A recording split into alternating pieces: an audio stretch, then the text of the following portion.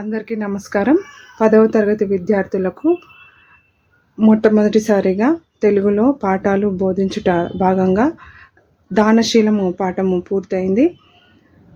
ఇంకా దానశీలంలోని కొన్ని బిట్స్ను కూడా విద్యార్థులకు అర్థమయ్యే రీతిలో బోధించుట మరియు బాలకాండము స్టార్ట్ చేయుట, ఇవన్నీ కూడా వీడియోలు 1 by 1 వస్తూ ఉంటాయి. నేను చెప్పే విధానం కనుక మీకు నచ్చినట్టయితే 10వ తరగతి విద్యార్థులు అందరూ కూడా నా ఛానల్ని సబ్స్క్రైబ్ చేసుకోగలరు. లైక్ చేయండి, షేర్ చేయండి, సబ్స్క్రైబ్ చేయండి నా ఛానల్ని. అందరికీ నమస్కారము. ఈరోజు మనం 10వ తరగతి పాఠాలు చెప్పుకునే కార్యక్రమంలో భాగంగా ఉపవాచకము, మన ఇతిహాసము, రామాయణము బోధించుట. రామాయణంలో భాగంగా మొట్టమొదటి కాండము బాలకాండము. బాలకాండంలో మనము శ్రీరాముడి జననము, ఇక్కడ దశరథ మహారాజు యొక్క పుత్ర సంతానం కొరకు చేసిన యాగాలు, ఇవన్నీ కూడా మనం తెలుసుకోవచ్చు. మొదటి పారాగ్రాఫ్ మొట్టమొదటిసారిగా చూద్దాము. శ్రీమన్నారాయణుని నిరంతరం స్మరించే నారద మహర్షి ఒకనాడు ముని శ్రేష్ఠుడైన వాల్మీకి ఆశ్రమానికి వచ్చాడు. నారదుడు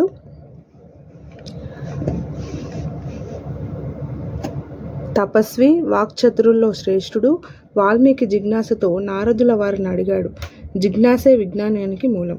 ఓ మహర్షి, అన్ని మంచి గుణాలు కలవాడు, ఎలాంటి ఆపదలు చుట్టుముట్టిన తొనకనివాడు, ధర్మం తెలిసినవాడు, ఆశ్రయించిన వారిని ఆదుకునేవాడు, మాట తప్పనివాడు, సకల ప్రాణులకు మేలు చేసేవాడు, వీరుడు, ధీరుడు, అసూయ లేనివాడు, అందమున్నవాడు, ఇలాంటి శుభ లక్షణాలు కలవాడు ఎవరైనా ఈ లోకంలో ఉన్నాడా అని ప్రశ్నించాడు. నారదుడు చిరునవ్వుతో సమాధానం ఇచ్చాడు. మహాముని, ఇన్ని లక్షణాలు ఒకే వ్యక్తిలో కుదురుకోవడం సాధారణంగా జరగదు. కానీ నీవు తెలిపిన విశిష్ట గుణాలన్నీ మూర్తీభవించిన వాడు శ్రీరాముడని తెలిపాడు. రామాయణ గాథను సంక్షిప్తంగా వాల్మీకి వినిపించాడు నారదుడు. అక్కడి నుంచి బ్రహ్మలోకానికి వెళ్ళిపోయాడు. మొదటి పారాగ్రాఫ్ చూస్తే చిల్డ్రన్స్, శ్రీమన్నారాయణుని నిరంతరం స్మరించే నారద మహర్షి. నారద మహర్షి మునీశ్వరులలో శ్రేష్ఠుడు అయిన నారద మహర్షి ఒకరోజు వాల్మీకి ఆశ్రమానికి వచ్చాడు.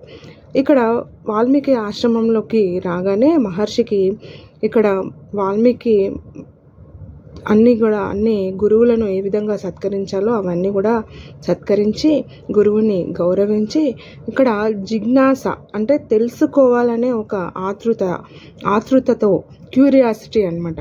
మనకి ఇప్పుడు ఏదైనా విషయము తెలుసుకోవాలనే విధంగా మనకు ఏదైనా చెప్పకుండా ఆఫ్ చెప్తే మనకు తెలుసుకోవాలి అనిపిస్తుంది కదా. దానికోసము మళ్ళీ ఫోన్లు చేసి అడగడము, ఈ విధంగా చేస్తుంటాం. అదేవిధంగా ఇక్కడ వాల్మీకి మహర్షి జిజ్ఞాస ఎప్పటి నుంచో తనకు ఒక కోరిక ఉంది. ఇలాంటి అన్ని గుణాలు కలగలిసిన వారు ఎవరైనా ఈ భూ ప్రపంచంలో ఎవరైనా ఉన్నారా అని ఇక్కడ నారద మహర్షిని అడగాలని అనిపించింది. అప్పుడు అడిగేశాడు. ఏమని? ఇక్కడ మంచి గుణాలు కలవాడు, ధర్మం తెలిసినవాడు, ఆశ్రయించిన వారిని ఆదుకునేవాడు, మాట తప్పనివాడు, సకల ప్రాణులకు మేలు చేసేవాడు, వీరుడు, ధీరుడు, అసూయ లేనివాడు, అందమున్నవాడు, ఇలాంటి శుభ లక్షణాలు కలవాడు ఎవరైనా ఈ లోకంలో ఉన్నాడా అని అడిగాడు. అయితే ఇవన్నీ లక్షణాలు ఒక్కటే మనిషిలో ఇన్ని లక్షణాలు ఉన్నవారు ఎవరైనా ఉన్నారా? ఈ ప్రశ్న ఇక్కడ నారద మహర్షిని అడిగాడనమాట వాల్మీకి.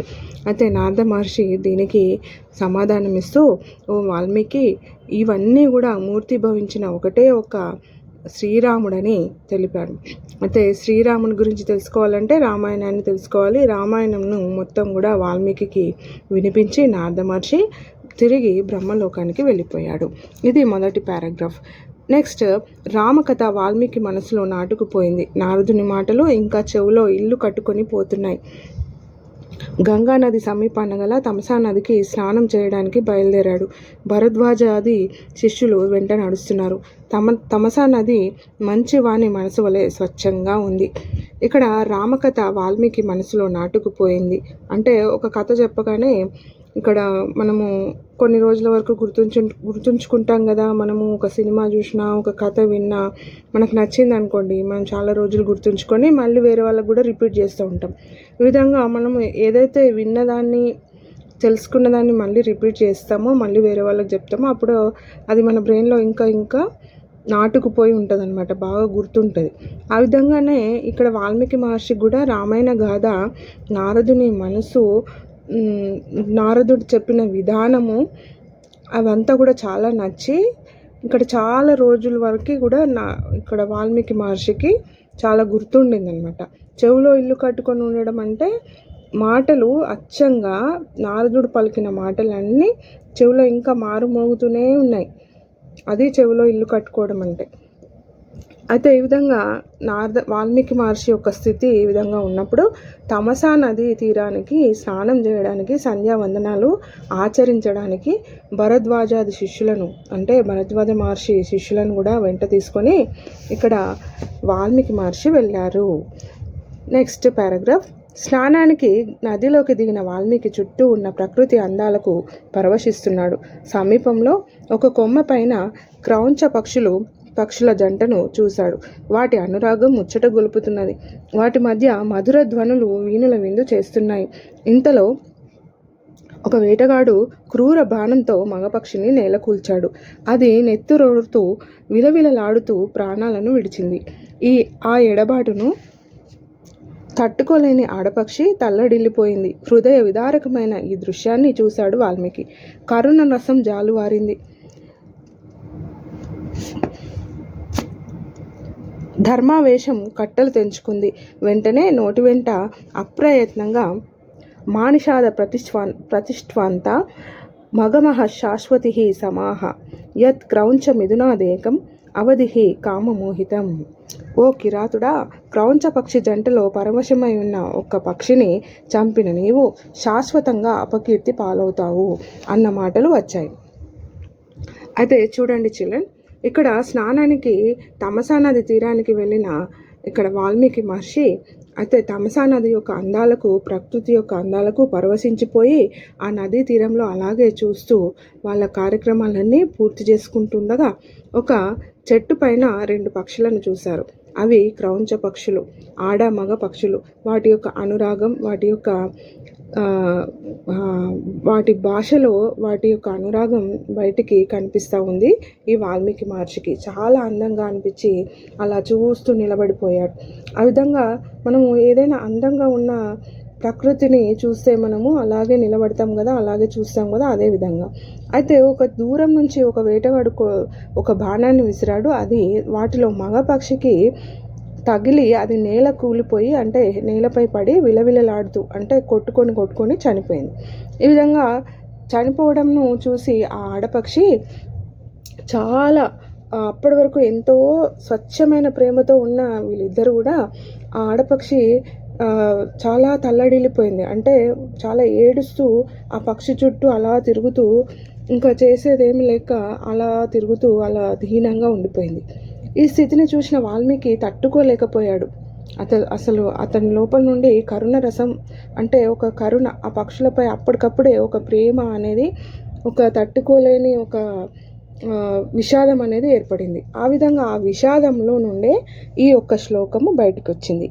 మానిషాద ప్రతిష్ఠ్వాంత్వా మగమహ శాశ్వతీ సమాహ యత్ క్రౌంచ మిథునాదేకం అవధిహి కామమోహితం అనే ఒక శ్లోకము తనకి అప్పటికప్పుడే అప్రయత్నంగా బయటకు వచ్చింది. అంటే తనకు ఈ శ్లోకం చదవాలని, ఈ శ్లోకం లోపలంతా రాసుకొని మనలాగా ఓ పేపర్ వర్క్ చేసుకొని ఆ విధంగా కాదు, అకస్మాత్తుగా బయటకు వచ్చింది. దాని అర్థం ఏమిటంటే, ఓ కిరాతుడా, క్రౌంచ పక్షి జంటలో పరవశమై ఉన్న పక్షిని చంపిన నీవు శాశ్వతంగా అపకీర్తి పాలవుతావు అని శాపం ఇచ్చారనమాట. ఎప్పటికీ కూడా అపకీర్తి పాలవుతావు అని శాపం అనేది ఇవ్వడం జరిగింది. Next paragraph. అన్ననైతే అన్నాడు, కానీ తర్వాత అతనికి ఆశ్చర్యం వేసింది. ఈ మాటలు సమానాక్షరాలు గల 4 పాదాలతో లయబద్ధంగా వచ్చాయి. ఇది ఛందోబద్ధమైన శ్లోకమేనని నిర్ధారించుకున్నాడు. శోకం నుండి ఈ శ్లోకం పుట్టింది. ఆశ్రమానికి తిరిగి వచ్చారు అందరూ. కానీ క్రౌంచపక్షి దారుణ దృశ్యం మాత్రం వాల్మీకి మనసు నుంచి వెనుదిరగడం లేదు. అదే ఆలోచన, అదే ఆవేదన. ఇంతలో సృష్టికర్త అయిన బ్రహ్మ వాల్మీకిని చూడడానికి ఆశ్రమానికి వచ్చాడు. అతనికి శాస్త్రోక్త ఉపచారాలన్నీ చేశాడు వాల్మీకి. అయితే ఈ పారాగ్రాఫ్లో చూడండి చిల్డ్రన్,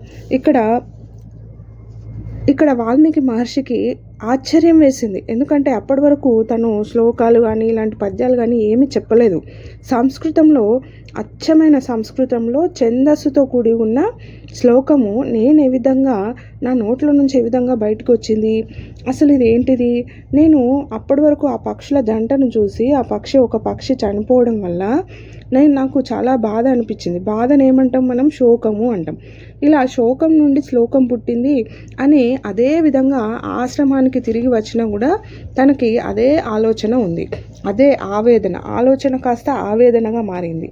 అంటే ఏది కూడా తను చేసే పనులేవి కూడా సరిగా చేయడం లేదు. ఆ విధంగా ప్రతి ఒక్క ఏది చేయాలనుకున్నా తనకి ఇదే ఒక శ్లోకం ఏ విధంగా నాకు వచ్చింది, అసలు ఈ ఒక సీను జరగడానికి ఏంటి మూల కారణము, నాకే ఎందుకు ఈ విధంగా జరిగింది, ఈ విధంగా ప్రతి ఒక్కటి కూడా తన మనసులో ప్రశ్నల మీద ప్రశ్నలు ఈ విధంగా రిపీట్ అవుతూ ఉన్నాయి. ఆ సమయంలో బ్రహ్మ, సృష్టికర్త అయిన బ్రహ్మ వాల్మీకి ఆశ్రమానికి వచ్చాడు. అయితే ఆ వాల్మీకి ఇక్కడ వచ్చింది బ్రహ్మగారని తెలుసుకొని చాలా అభిమానంతో ఇక్కడ గురువులను ఏ విధంగా గౌరవిస్తారో అదేవిధంగా వాల్మీకి మహర్షి బ్రహ్మగారిని గౌరవించాడు. ఇప్పుడు బ్రహ్మగారు ఏమంటున్నారో చూద్దాం. బ్రహ్మ వాల్మీకిని కూర్చోమన్నాడు. బ్రహ్మ ఆసనం కన్నా కొంచెం తక్కువ ఎత్తుగల ఆసనం పైన కూర్చున్నాడు వాల్మీకి. ఇది పెద్దల పట్ల ప్రవర్తించవలసిన తీరు. బ్రహ్మ ఎదురుగా ఉన్న క్రౌంచపక్షి బాధ వాల్మీకిని వదలడం లేదు. మనసులో మానిషాద శ్లోకమే మళ్ళీ ధ్వనించింది. అన్నీ తెలిసిన బ్రహ్మ చిరునవ్వును చిందిస్తూ, ఓ ఋషీశ్వర, నీవు పలుకినది శ్లోకమే, అది నా సంకల్ప ప్రభావము. ఈ ఛందస్సు అనుష్టుప్లోనే శ్రీరామ చరిత్రను రాయమని ఆదేశించాడు. నారదుడు స్పష్టంగా వివరింపని రామకథ రహస్యాలు కూడా స్ఫురిస్తాయని అనుగ్రహించాడు. ఈ భూమండలంలో పర్వతాలు, నదులు ఉన్నంతకాలం రామాయణ గాథను జనులు కీర్తిస్తూనే ఉంటారని ఆశీర్వదించాడు. బ్రహ్మ ఆదేశానుసారం రామాయణ రచనకు శ్రీకారం చుట్టాడు వాల్మీకి మహర్షి. అయితే చిల్డ్రన్, వాల్మీకి మహర్షి యొక్క ఆశ్రమానికి బ్రహ్మగారు వచ్చారు కదా. ఇక్కడ బ్రహ్మగారు ఇక్కడ రాగానే చాలా గ్రాండ్ వెల్కమ్ అనేది చెప్పేసి, బ్రహ్మగారు ఈ సృష్టించిన ఆదిదేవుడు. అయితే బ్రహ్మగారికి ఏ విధంగా ఆసనాన్ని వేశారో చూద్దాం. ఇక్కడ బ్రహ్మగారికి వాల్మీకి మహర్షి కూర్చునే ఆసనం కంటే కూడా కొంచెం పెద్దదైన ఆసనాన్ని వేసి కింద పీటలు ఉంటాయి కదా, ఆ పీటల పైన వాల్మీకి కూర్చున్నారు. అంటే పెద్ద ఆసనం పైన గురువులను కూర్చోబెట్టడం అనేది ఇక్కడ గురువులకు ఇచ్చే మర్యాద, గురువుల యందు ఏ విధంగా వినయంగా ఉండాలో ఆ విధంగా వినయాన్ని ప్రదర్శించడం అని ఇక్కడ మనం వాల్మీకి మహర్షిని చూసి తెలుసుకోవాలి. ఇలా ప్రవర్తించిన తీరు ఈ విధంగా మనకు అర్థం కావాలి. ఇలా బ్రహ్మగారు ఎదురుగా ఉన్నా కూడా ఇక్కడ మానిషాద శ్లోకమే వాల్మీకి మహర్షి చెవులో, మనసులో, ఇక్కడ మెదడులో కూడా అదే శ్లోకము మళ్ళీ రిపీట్ అవుతుంది. ఈ విధంగా బ్రహ్మగారికి మొత్తం కూడా అర్థమైపోయింది. ఓ ఋషీశ్వర, నీవు పలికినది శ్లోకమే. ఇక్కడ ఫుల్ క్లారిటీ తోటి బ్రహ్మగారు చెప్పేశారు.